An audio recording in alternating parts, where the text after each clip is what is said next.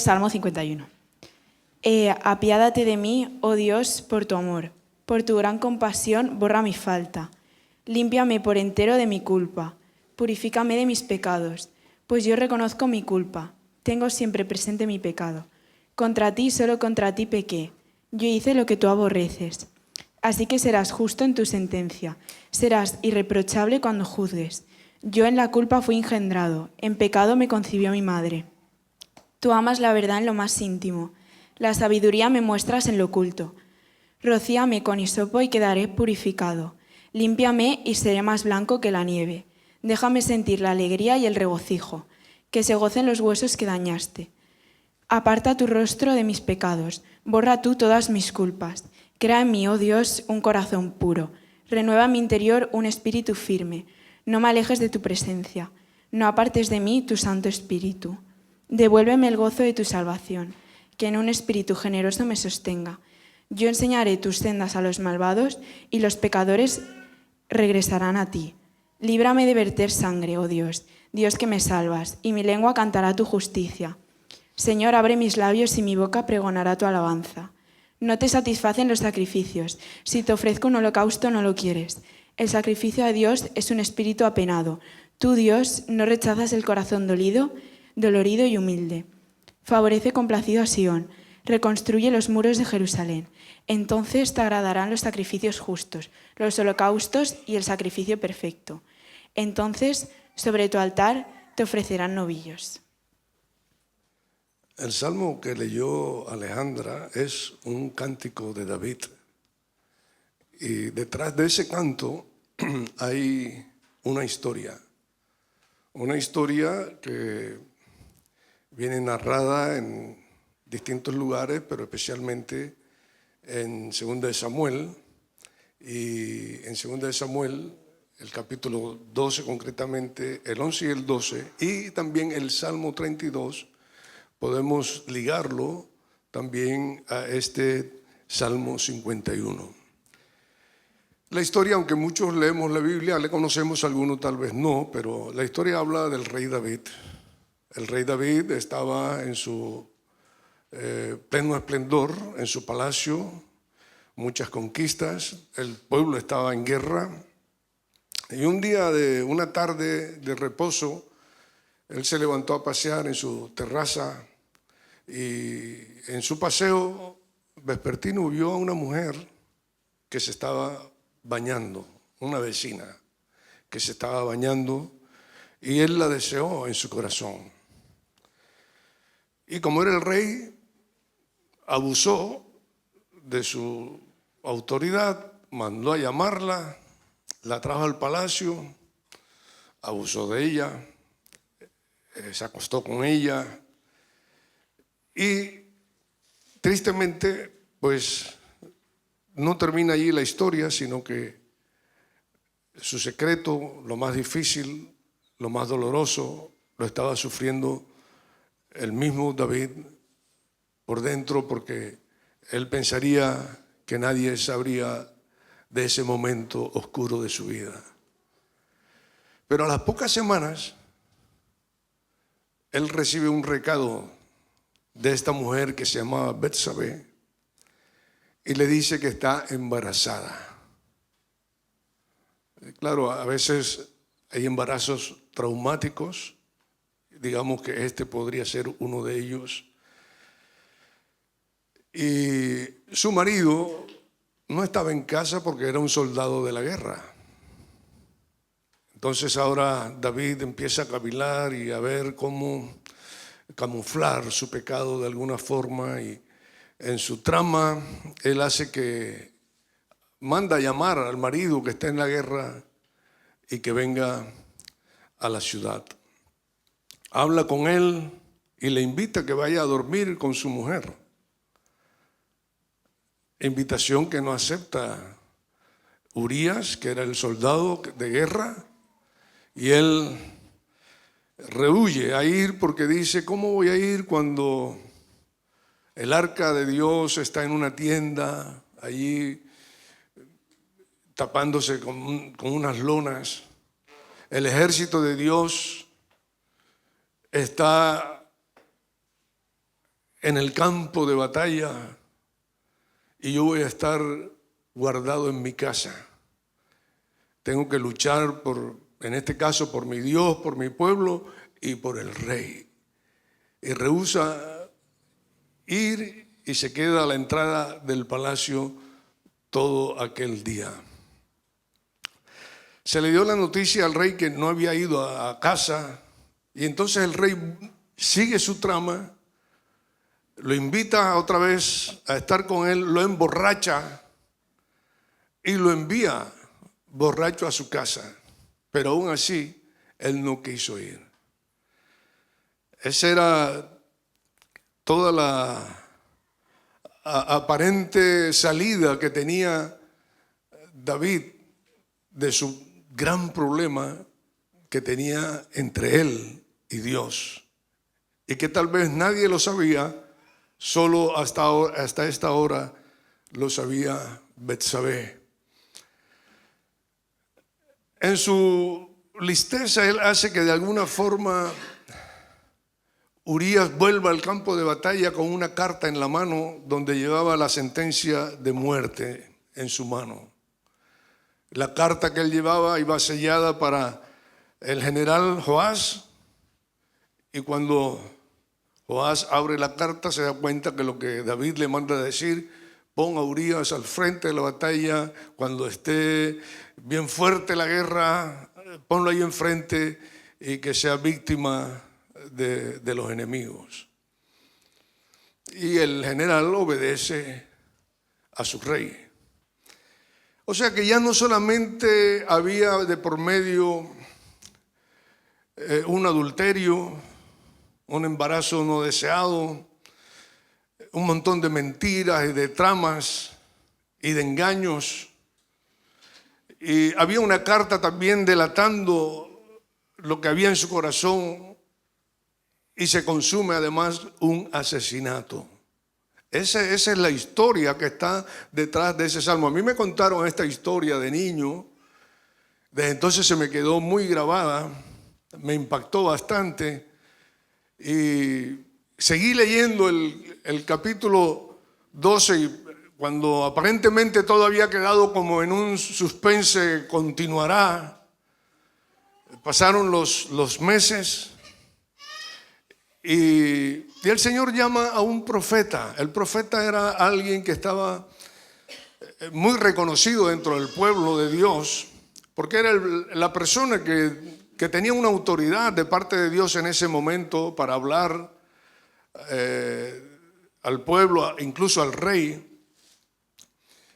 Y también en cierto grado la política, en ese caso, la religión estaban bastante casados, y entonces casi todos los profetas servían también a los que estaban en autoridad social, en este caso al rey David y el profeta Natán. Entonces Dios le habla a Natán y le dice: ven, vas a ir al palacio. Y entonces va al palacio y le recibe David y le cuenta una parábola. Una parábola muy sencilla, pero muy clara, y aún así no lo entendía. Y la parábola que empieza a contarle Natán a David es acerca de un hombre rico y de un hombre pobre. El rico tenía mucha ganadería, ovejas, y el pobre solo tenía una corderita que los niños de casa jugaban con ella, dormía en el regazo de ellos, y en fin, era un miembro más de la familia. Y el hombre rico recibió un visitante aquel día y se fijó para darle hospitalidad y ponerle una mesa, se fijó en aquella corderita en lugar de sacar algo de su propio rebaño. Se fijó en la corderita, cogió la corderita y la sacrificó y se la presentó al visitante. Cuando David está escuchando todo eso, él se enciende en ira y él suelta una frase donde él dice: ese hombre es digno de muerte. Y cuando él dice eso, el profeta, mirándole a los ojos, le dice: tú eres ese hombre. ¡Qué sorpresa! Para él, toda una revelación. No se había todavía identificado en la parábola quién era él. Pero aquí el profeta le descubre: tú eres ese hombre. Y de alguna manera todos nosotros en algún momento nos hemos encontrado en esa situación, tal vez no con el mismo pecado, pero sí luchando con otros pecados. Y somos ese hombre y somos esa mujer que creemos que nadie sabe lo nuestro y nos olvidamos de que hay un Dios que lo sabe todo y conoce nuestro corazón. ¿Cómo reaccionarías tú y yo si alguien así se nos presenta y nos dice claramente la condición de nuestro corazón? Ese era el trabajo del profeta: revelar lo que había en el corazón, sacar lo que está oscuro y traerlo a la luz. Ese era el trabajo del profeta. Hay muchas maneras de reaccionar. Yo creo que casi todos lo primero que hacemos es negar. Decir: no, eso no va conmigo.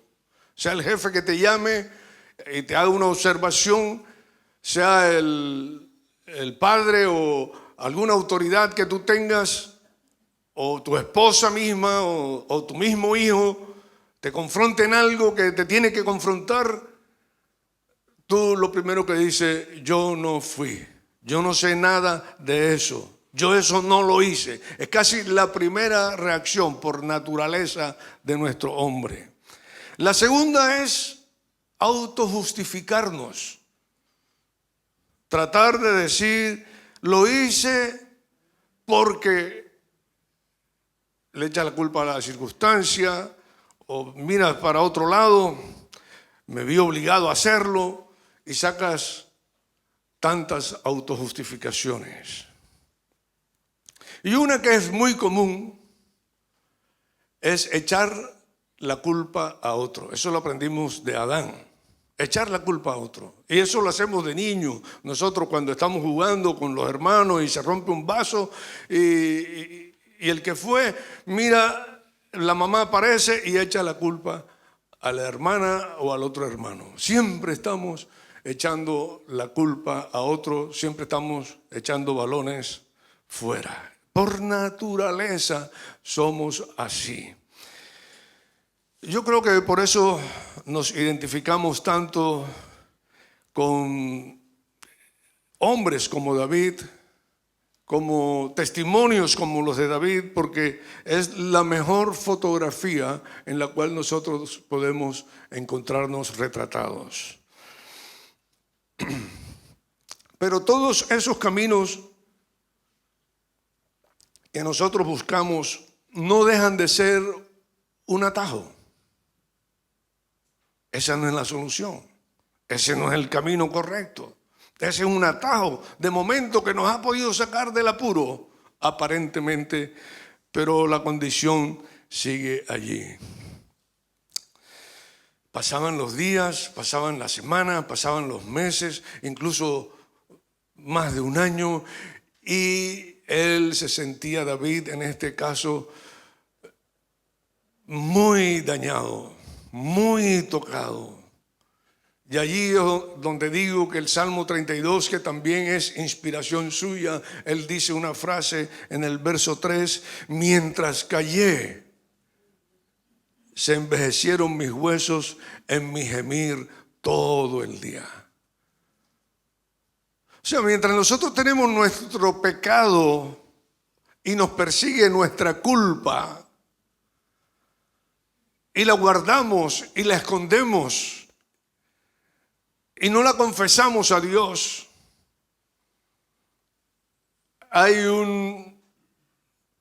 repercute en nuestro cuerpo físico, en nuestro sueño,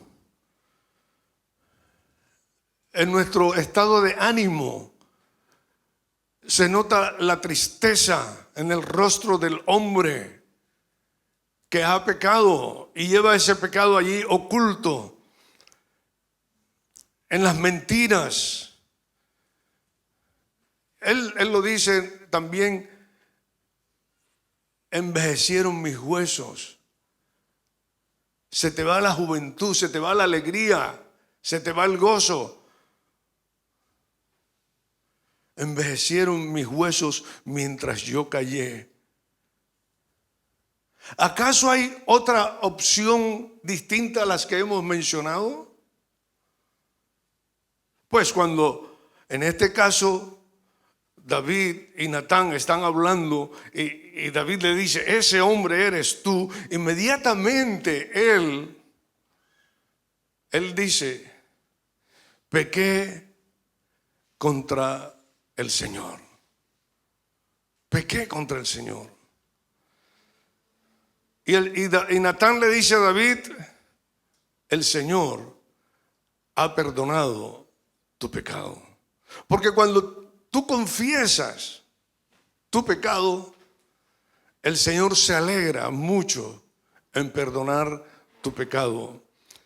Mientras tú estás sufriendo las consecuencias de tu pecado, el Señor también está padeciendo y buscando el momento y el lugar, porque Él se cuenta: somos sus hijos. ¿Cuántos aquí son hijos de Dios? Amén. Siendo sus hijos, Él como Padre nos busca para hacernos la entrevista en su momento y en su lugar indicado. Tal vez esta mañana este es el momento y este es el lugar para alguien aquí, donde Dios le busca para aclarar las cuentas de ese pecado. ¿Por qué David compone de esta experiencia un canto como ese, como el Salmo 51 que fue leído? Porque de haber sido quitado, o decretado más bien, el derecho a la muerte sobre su vida, es como si él volviera otra vez a tener un reencuentro con Dios. Es como si él volviera otra vez a vivir. Es como si él empezara con un nuevo vigor a partir de entonces. Y él quiere dejarlo en el cántico reflejado. Mientras mis huesos cada día se envejecían y yo no confesaba, era un gemir todo el día, era una angustia continua. Pero el día que yo confesé, el día que pedí piedad, ten piedad de mí, oh Dios, conforme a tu misericordia, porque él conocía a un Dios de misericordia. Y conforme a la multitud de tus piedades, borra mis rebeliones, lávame, límpiame, purifícame. Una vez que él hace la confesión de su pecado, él empieza a hablar con Dios a corazón abierto. No quiere esconder nada, quiere sacar lo más oscuro que él tiene allí dentro. Y él dice: tú amas la verdad en lo íntimo. O sea, cuando él está teniendo esa conversación íntima con Dios, él está sacando toda la verdad de lo que hay en su corazón y no quiere esconderlo. Él pide gozo. Es verdad, la tristeza le persiguió mucho tiempo por su pecado, pero nunca es comparable con el gozo que hay de ser perdonado. Y él pide ese gozo: Señor, vuélveme ese gozo.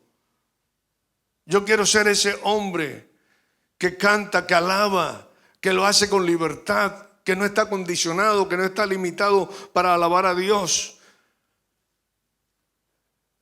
Él le dice al Señor en el versículo 10: haz de mí un corazón nuevo.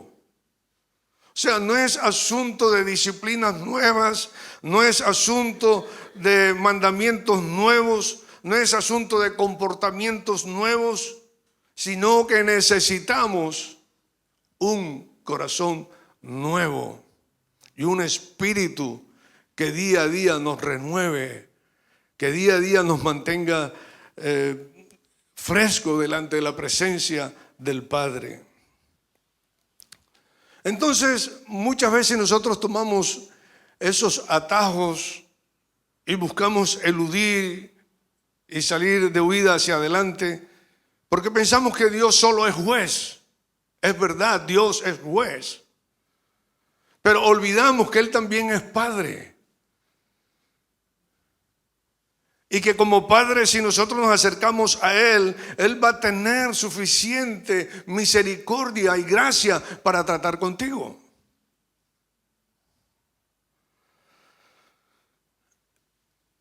El Salmo 103 me ha inspirado mucho a lo largo de mi vida.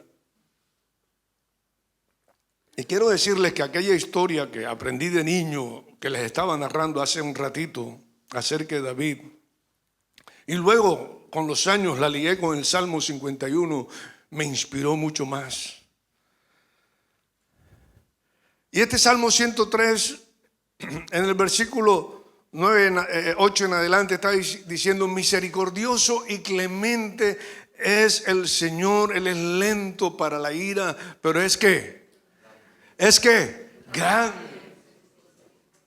Es lento para la ira, pero es que normalmente a nosotros, a mí, yo tuve una etapa de mi vida donde me mostraba un Dios que siempre te señalaba y nunca estabas, digamos, completo o en paz con Él, porque siempre había algo que fastidiaba mi relación con Él y me hacía sentir tan mal. Sobre todo en la adolescencia, en la juventud.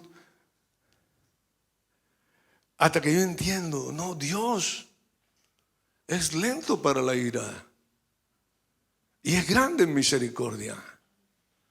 Entonces empecé a entender mi relación con Dios.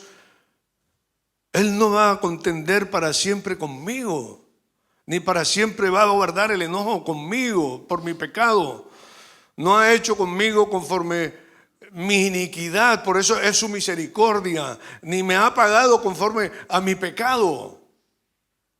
Y en la medida que tú vas entendiendo eso, tú vas absorbiendo un conocimiento profundo de la gracia de Dios, donde la misericordia tiene un papel muy importante, y es que no te pague conforme tú mereces. Eso fue lo que le pasó a David en el 51. Ten misericordia de mí. Sé que lo merezco, pero ten piedad. No me pagues como yo merezco. Porque como la altura, dice, de los cielos sobre la tierra, engrandeció su misericordia sobre todos los que le temen. ¿Cuántos le temen aquí esta mañana? Bueno, entonces esa misericordia es abundante. Sobrepasa tu pecado. Porque como la altura de los cielos sobre la tierra, engrandeció su misericordia sobre los que le temen. Cuanto está lejos el oriente del occidente, hizo alejar de nosotros nuestras rebeliones. Y aquí viene: como el Padre, de aquí le entendí yo, como el Padre se compadece de los hijos, se compadece el Señor de los que le temen. Entonces ya no me da miedo acercarme a Dios con mi pecado, porque aquí todos pecamos. Y el que dice que no peca, ¿qué dice la Biblia? Entonces, lo que estamos dando es salida en esos momentos, porque tenemos un abogado que es bueno, que es fiel, que va a interceder, que va a abogar, que va a mediar por ti y por mí, que es el mismo Señor. Pero aquí está diciendo, como el Padre se compadece de los hijos, así se compadece el Señor de los que le temen, porque Él conoce nuestra condición y se acuerda de que somos polvo. Yo doy gracias a Dios por esa gran verdad. Eso que hizo con David, de perdonarle su adulterio. Eso que hizo con David, de perdonarle su asesinato.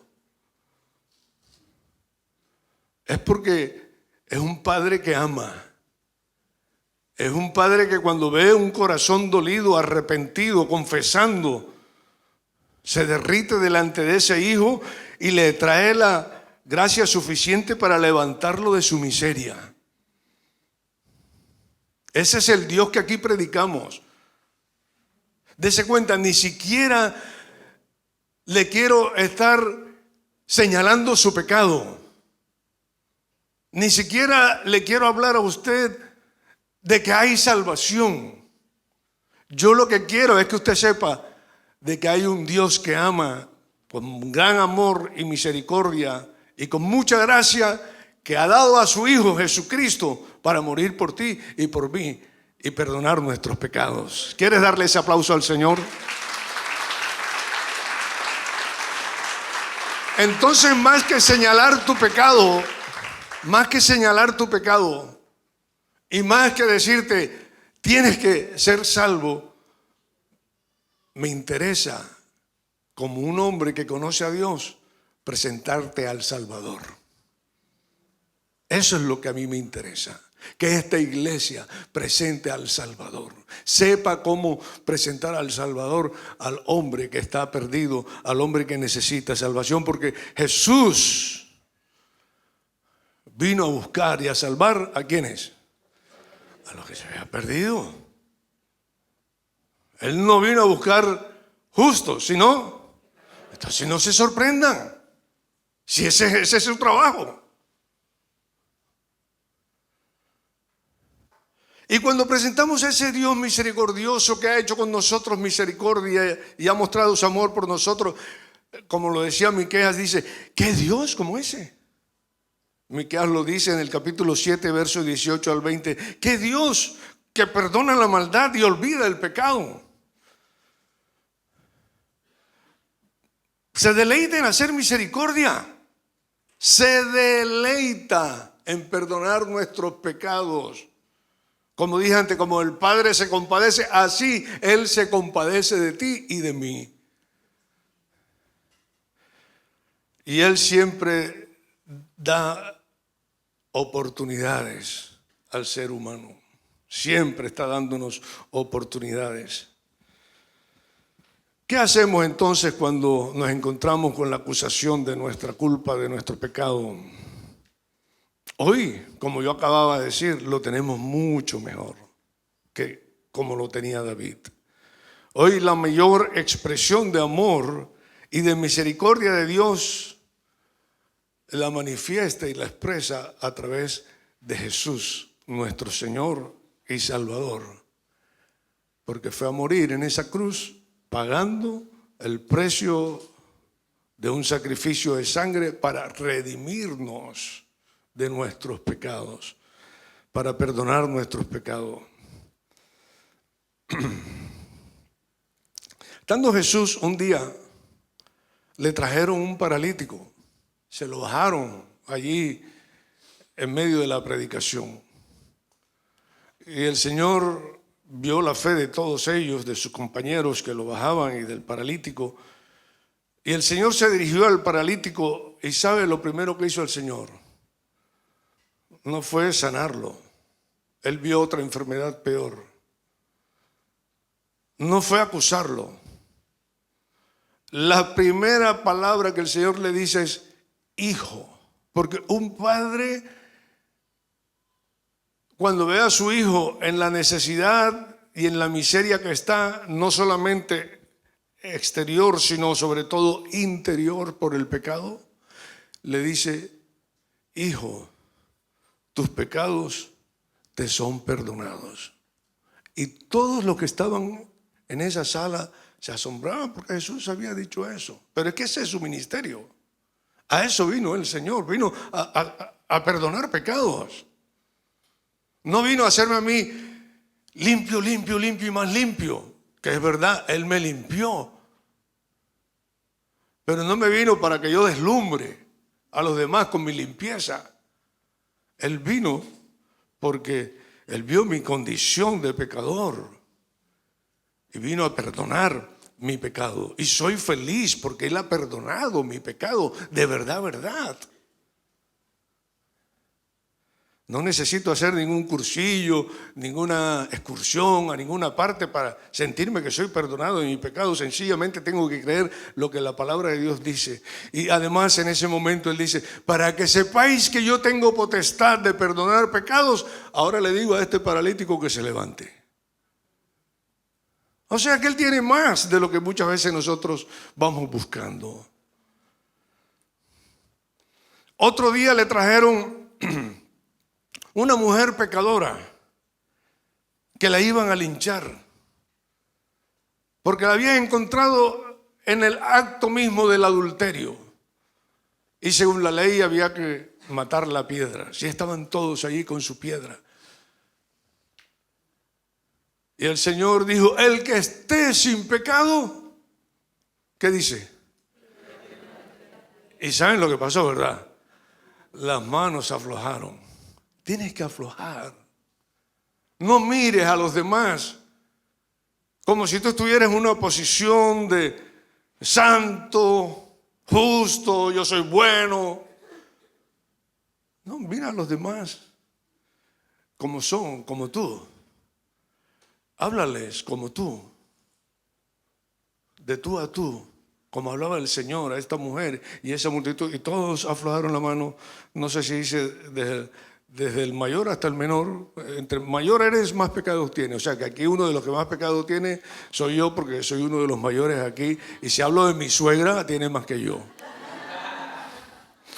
Pero no porque sea mi suegra, sino porque tiene más años. Bien. Mujer, ¿dónde están los que te acusaban? Porque en eso somos expertos. Profesionales, acusar. Vemos el mosquito, pero nos estamos tragando ¿qué? El camello. Acusar somos profesionales. Entonces está diciendo, ¿dónde están los que te acusaban? Señor, se fueron. ¿Qué le dice el Señor? Dice, yo tampoco te condeno, porque Él no vino a condenar. Dese cuenta, era para condenar, pero la misericordia y la gracia que Jesús traía con verdad, la manifestaba allí. Yo tampoco te condeno, vete y no peques más. Eso no quiere decir que la mujer no iba a pecar más. No iba a cometer más adulterio, pero iba a vivir en una condición natural de una mujer que peca. Pero en ese pecado ella fue perdonada y liberada.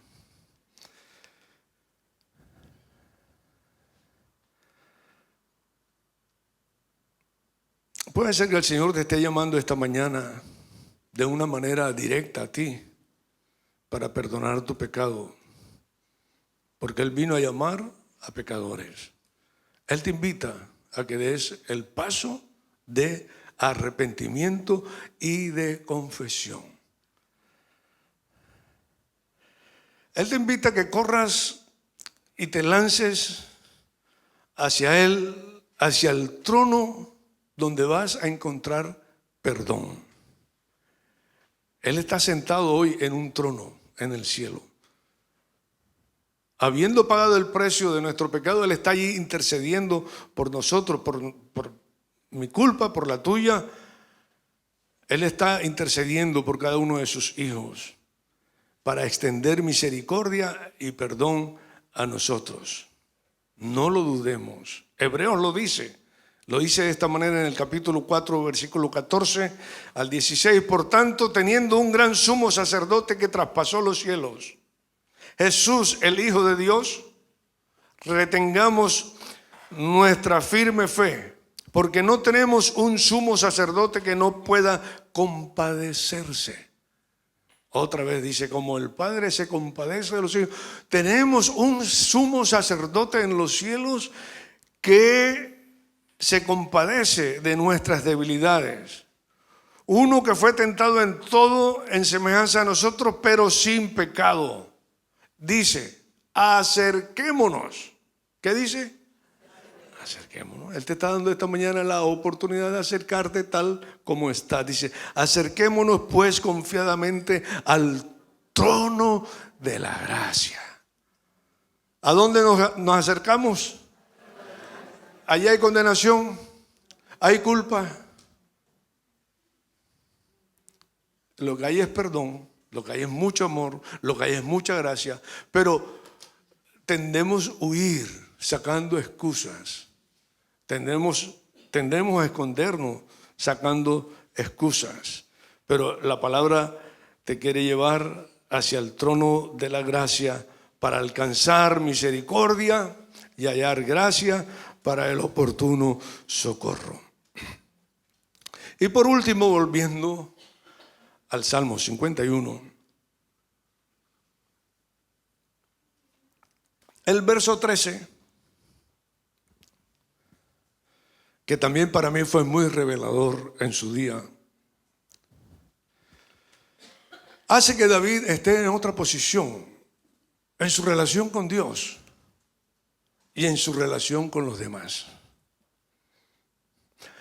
Hace que David de alguna manera viva el gozo que estaba pidiendo. Vuélveme el gozo. Bueno, el Señor le vuelve. Espíritu noble. Bueno, el Espíritu Santo está allí para fortalecer.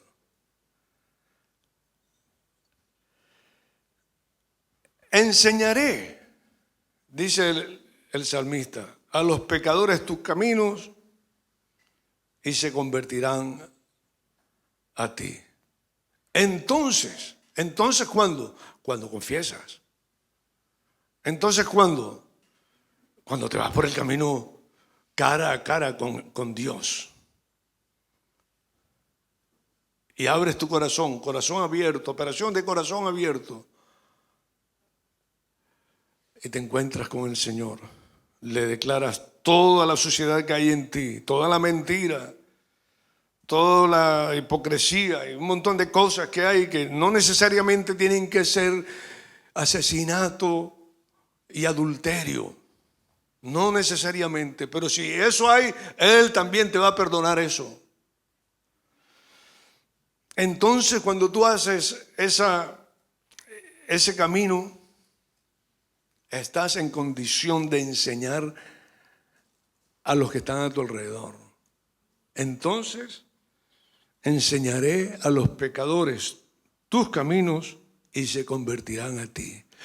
Podría preguntarte, ¿por qué será que yo no traigo a nadie al Señor? ¿Por qué será que yo no he tenido el gozo de que alguien conozca a Jesús por medio mío? ¿O por qué esto sucede de uvas a pera ya de vez en cuando tiene que ser una cosa casi que dinámica en mi vida, consecuencia de mi relación con Dios? Mi relación sana con Dios. Porque mientras estaba estropeada, Él mismo se estaba hundiendo en su propia miseria y en su muerte. Pero cuando eso lo sanó, tuvo la solución para sí y podía ser la solución para los que estaban a su alrededor. Entonces enseñaré a los pecadores tu camino y ellos se convertirán a ti. Comparte tu noticia. Yo era un pecador, compártela, no tengas miedo, no tengas vergüenza. Yo estafaba, puedes decir, yo mentía. En la iglesia yo era un chismosa. Yo era lo peor, yo no pensaba que iba a llegar a ser un día pastor.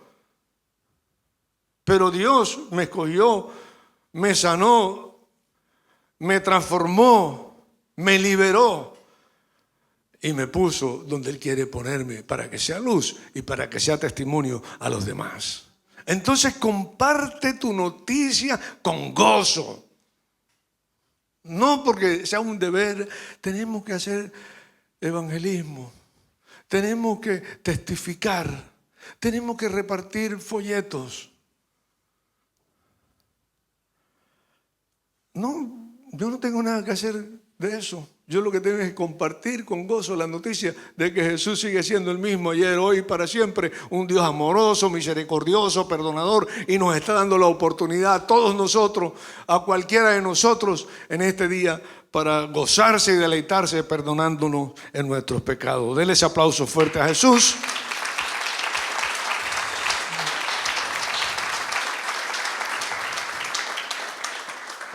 Y no seamos egoístas. Cuando el Señor nos sana es porque Él está pensando en los demás que están alrededor de nosotros, para que ellos también conozcan esas verdades de quién es Él. Así que, queridos, esta mañana yo creo que cada uno de nosotros tenemos la responsabilidad de abrir o cerrar nuestro corazón delante de Dios para que Él haga una operación profunda en cada uno de nosotros. El Espíritu Santo tiene, así como el Señor usó a Natán para ir a la casa, al palacio de David, hoy el Señor al que ha enviado es al Espíritu Santo, que es mucho mejor que un profeta, es mucho mejor. El hombre te va, y tú vas a decir, es que hombre me está acusando el hombre, pero el Señor se las arregló también, que Jesús dijo, es necesario que yo me vaya para que el Espíritu Santo venga y os guíe a toda la verdad. Pero es que el problema nuestro religioso es que pensamos que es una verdad teológica, y a la verdad que el Espíritu Santo te va a guiar es a esa. Él ama la verdad en lo íntimo. A la verdad que te va a llevar el Espíritu Santo es a confrontar nuestra propia realidad de nuestro pecado. También me va a llevar a la verdad teológica, pero Él está más interesado, primero que todo, a llevarme a esta verdad. Así que, y Juan lo dice de otra forma también. Juan está diciendo que el que no ha pecado, él dice que no ha pecado, pues dice, es mentiroso, ¿verdad? Pero él sigue diciendo, y demostramos que no hay lugar o que no hay verdad en nosotros. Dice, querido, os escribo estas cosas para que no pequéis, pero si alguno peca, tenemos un abogado que nos defiende y defiende nuestro caso ante el Padre. Es Jesucristo, el que es verdadero y justo. Él mismo es el sacrificio que pagó por nuestros pecados, y no solo por los nuestros, sino por los de todo el mundo.